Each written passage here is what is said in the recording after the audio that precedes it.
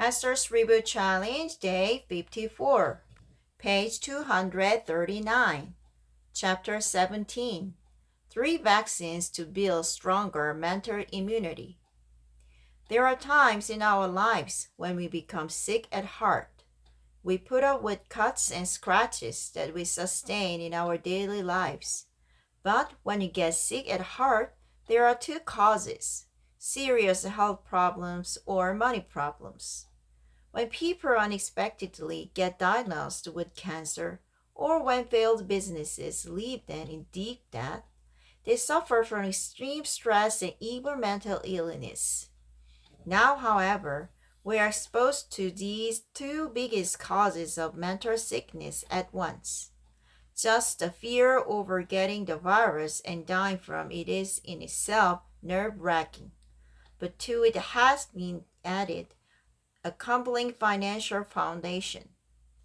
Everything that we've been doing up until now and the foundation of our livelihoods are suddenly crumbling, as if the ground is splitting and swallowing everything after being hit by an earthquake. This is a situation that leaves us most vulnerable to mental illness.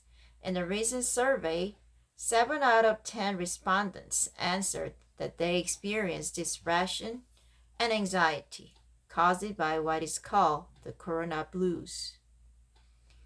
What we need is this case is mental immunity, or our body's power to fight disease.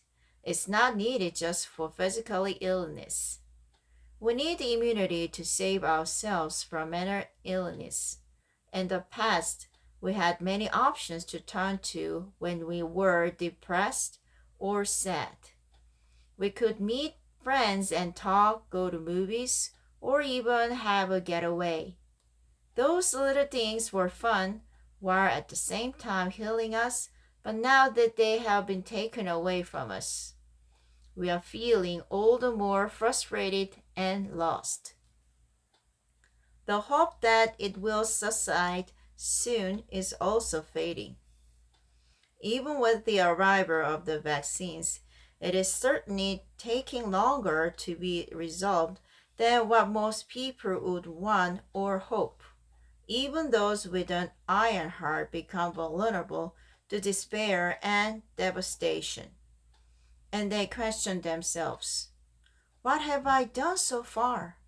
Now that you have to live with depression, anxiety, and heartache,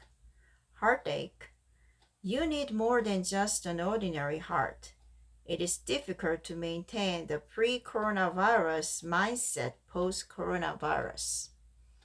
If you want to make it through day after day with a smile, even a forced one, no matter how challenging the situation is, and remain unfazed in the face of change, no matter how unexpected, you must develop stronger mental immunity.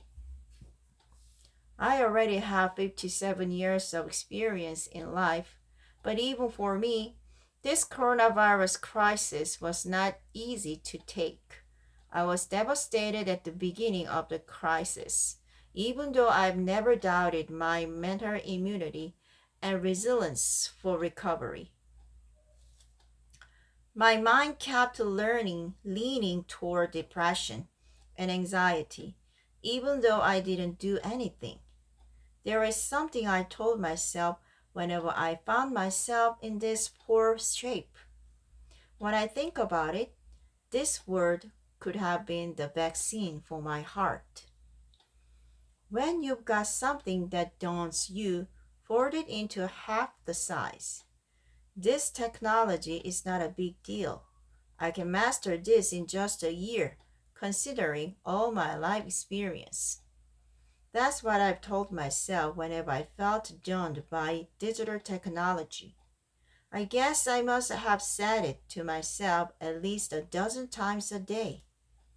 It is natural for everybody to feel intimidated when trying something new or going to a place for the first time. I am confident in almost all other parts of my life, but when I dipped my toe into the digital world, I found myself intimidated in spite of myself. The terms also horrified me because they are all English acronyms and newly coined words, which looked to me like an alien language. Blockchain, digital money, AI, ICT, IoT, among numerous others. It took me a long time just to figure out what these strange sounding terms meant and to get myself used to them.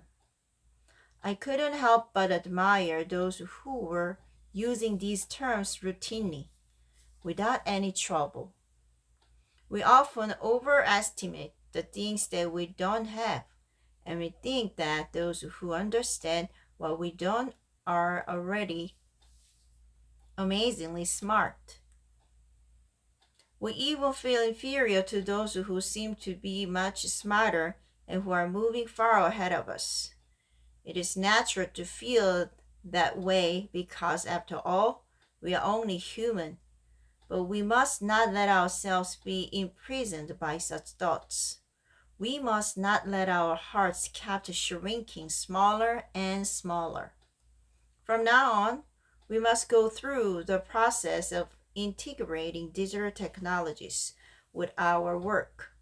It is an inevitable process to survive in the post coronavirus era, but it frightens you because there is so much to study. You are not even familiar with the language. Whenever that happened to me, I folded it half what I needed to attack and made it half its original size. It has been my way of intentionally underestimating what I need to tackle. It's just a technology, digital technology, and not a big deal. If I study a little harder, I'm not an idiot, am I? Of course, others are better than me because they had a head start by studying it several years ahead of me. Yeah, that's it. Thank you.